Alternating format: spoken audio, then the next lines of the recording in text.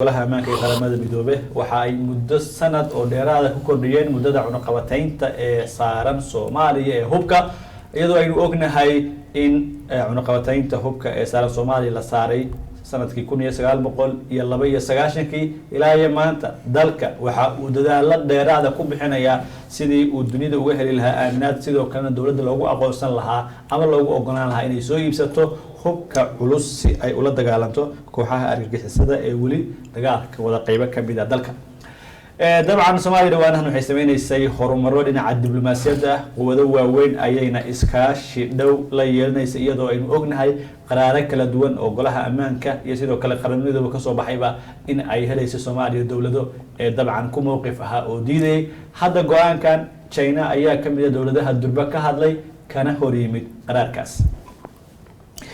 dawladda Shiinaha ayaa ka hortimid baa liiri go'aankii uu golaha ammaanka ee qaramada midoobay isniintii dabcan mar kale ku cusboonaysiiyay cunaqabataynta hubka ee saaran Soomaaliya Shiinaha ayaa dalbaday in cunaqabataynta oo jirsatay ku dhawaad 30 sano laga dhigo mid shuruudo ku xiran oo Soomaaliya lagu qiimeeyo sida uga soo baxdo balse aysan noqon mid iska socota oo sanad kasta la cusboonaysiiyo baa liiri Shiinaha ayaa ka baaqsaday codayntii isniinta waxaana wakiilka Beijing ee qaramada midoobay uu sheegay in golaha ammaanka uu ku guuldareystay inuu garowsado horumarka Soomaaliya ee ku wajahan dib u dhiska iyo la wareegista amniga guud ee dalka ee hay'adaha ammaanka wakiilka joogtada ee Soomaaliya u fadhiya qaramada midoobay Abuukar Daahir Cusmaan ayaa sheegay in la dedejiyo qaab dhismeedka gudbis ah oo ay Soomaaliya ku dhaqmi doonto si ugu hago buu yiri inay ka soo baxdo shuruudo looga qaado cunaqabataynta hubka halkii lagu kordhin lahaa ayada oo aan su'aal la weydiin Shiinaha ayaa dhanka kale su'aal ka keenay la dagaalanka burcadbadeedda Soomaaliya ayadoo Beijing ay sheegtay in dalalka qaar ay la dagaalanka burcadbadeedda u adeegsanayaan dana ganacsi oo gaar ah wakiilka Shiinaha ayaa sheegay in badda Soomaaliya ay buuxaan ciidamo si aad u hubaysan oo sheegtay yiri inay ilaaliyaan maraakiibta balse hase yeeshee halis ku ah nolosha kalluumaysatada Soomaaliyeed Ruushia ayaa sidoo kale ka baaqsatay codaynta ayada oo su'aal ka keentay sababta loogu daray dalalka Djibouti iyo Eritrea ayadoo xusay in labada dal aysan hadda kadib halis ku ahayn nabadda caalamka xamse soo dhawo mar kale bal Soomaaliya sida aad la socoto warbaahinta iyo wararka gudahaba muddo sanad ah ayaa mar kale lagu kordhiyay ama lagu cusboonaysiiyay muddada cunaqabataynta ee hubka ee saaran Soomaaliya waa waqti dheer 92 wax ka soo bilowday ilaa maanta malaha waa dhowr 30 sano ba dabcan afka u saarnayn dalku dadaal uu sameynaya soo kabasho ku jira oo dabcan gudaha ah arrimaha ugu muhiimsan waa amniga iyo wax ka qabashada kooxaha argagixisada ee loo arkay inay caqabad ku yihiin amniga dalka Soomaaliya warka ka soo yeeray golaha ammaanka ee qaramada midoobay ee ah in la sii cusboonaysiiyo muddada cunaqabataynta war ay filaysamiyaan mise waa war dabcan ka naxiyay oo caqabad ku ah qorshaheeda qaab dhismeedka qaranka aad iyo aad u mahadsan tahay Cabdiruus run ahaantii Soomaaliya waxay ku dadaalaysay sidii hubka ama cunaqabataynta hubka looga qaadi lahaa laakiin nasiib darro way maysan ku guuleysanin taasoo marka wali u muuqato in Soomaaliya aan lagu aaminin karin hubka waaweyn taasoo laga cabsi qabo in mararka qaar ay gacmaha shacabka galaan sidii ay u dhacday colkii sokeey ama colaadii sokeey 1991 sidaas darteed inkastoo ay jiraan arrimo siyaasadaysan ee ku dhex duugan golaha ammaanka qaramada midoobay oo ku soo rogay cunaqabatayntan haddana waxaa jirta in wali shaki laga qabo in aan lagu aamini karin hub kale waxa arintani boog si saartay ayaa ahayd markay ciidamada qaranka kala jabeen badbaado qaran ciidamadii loo bixin jiray waxay kamid ahaayeen ciidamada militariga dalka taasoo kala baxday way kala jabeen markan shaki kale ayaa meesha ka soo kordhay ama excuse kale oo la soo bixin karo oo la leeyahay dadkani dad lagu aamini karo dhaxdooda ma ahan hub waaweyn sababtoo oo birito qabiil ay u kala jabayaan sidaas darteed in cunaqabatayn hor la saaro ayaa ka sii muhiimsan waxaa jirtay documentary la soo saaray sanadkii 2014 oo ku saabsan in amariga ama kaydka hubka la iibiyo ciidamada Soomaaliya ay iibiyaan banaanka hata generaalada ayaa lagu eedeeyay in ciidamadii dawladda hubka looga tiragalay in dad shacab ah ama mararka qaar u gacan gacayso hata kooxaha argagixisada sidaas darteed walaac weyn ayaa laga muujinayaa in haddii lasoo cunaqabataynta laga qaado in xitaa amniga gobolka uu khatar ku sugnaado. waxaa laga yaabaa hubkaasi waaweyn inuu kooxaha argagixisada gacanta u galo. waxaa laga yaabaa in shacabka gudahooda isku soo noqdaan oo islaayaan. laakiin sidoo kale haddii aan dhinacaasi ama faktiga kasoo noqdo waxaa jirta arrimo siyaasadeed ee ku duugan. waxaa la ogyahay Soomaaliya run ahaantii inay la tacaalayso kooxo oo xag jiriin ah oo muddo dheer dalka dhibaatooyin fara badan ka haystay. qof gacmaha laga xiray run ahaantii ma garanayo sidoo wax iskaga celin karo. taasi iyaduna way ka gaabiyeen, taasoo la oran karo lama doonayo ciidan qaran oo dhisan oo tayaysan in macnaha ay dawladda yeeshato. taasoo markan sidoo kale tuhun kale meesha soo gelinayso in ciidamada AU-ga ee joogay Soomaaliya oo ku dhawaad 15 sano la soo dhaafay ay u muuqdaan in Soomaaliya ciidan isku filan iminkan waa laga gaari lahaa ama macnaha waa la dhisi lahaa ciidan tayaysan oo hub leh oo ammaankiisa ku filan. laakiin cagajid ayaa iyadana meesha ka muuqata. marka isku soo wada duub adiga nuxurka warkayga wuxuu yahay siyaasadna way ku jirtaa meesha, sidoo kalena Soomaalida lama aaminsana ama laguma aamini karo hub fara badan. xamso waxaa ka dhawaajisay 2 point oo muhiim ah. midna waxa waaye weli dowladnimada Soomaaliya oo aan sal adag yeelanin oo markasta la filan karo in qabaa'il dabcan ay shaqada dib ugu laabato.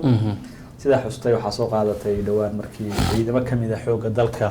ay ka soo baxeen furmihii dagaalku ay soo galeen magaalada caasimadda Muqdisho iyaga oo go'aan dawladdu ay gaartay ama baarlamaanka uu gaaro muddo kordhin ah extension 2 sano ay ka hor yimaadeen.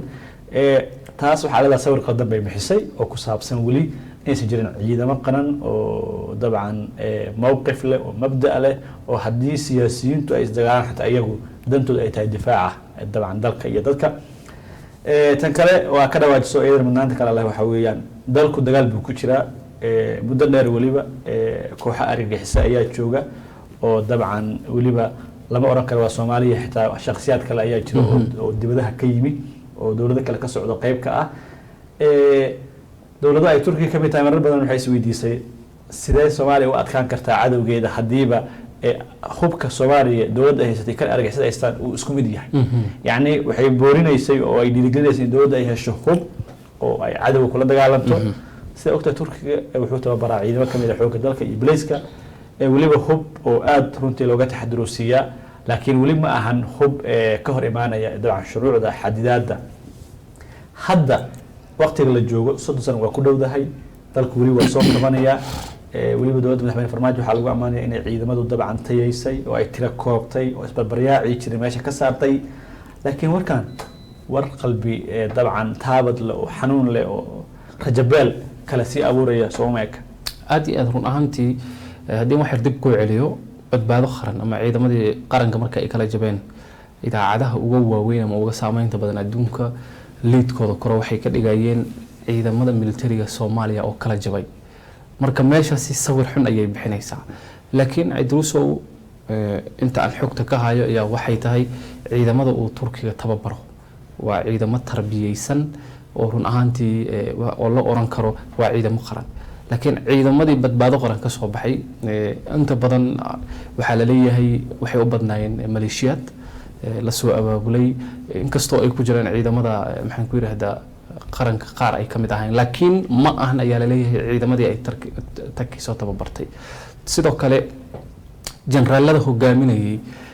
badbaado qaran run ahaantii waa warlords, dad la garanaya ayay ahaayeen, waa dagaal ogayaal la garanaya ayay ahaayeen. sidaas darteed wadamada cadowga ku ah Soomaaliya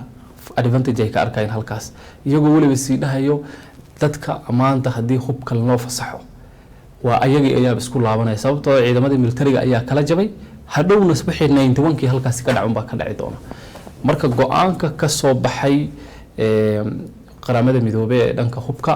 waxay niyad jab ku tahay shacabka Soomaaliyeed, waxay niyad jab ku tahay dawladnimada Soomaaliyeed iyo qaab dhismeedkii ciidamadeedii oo la doonayo in la hormariyo.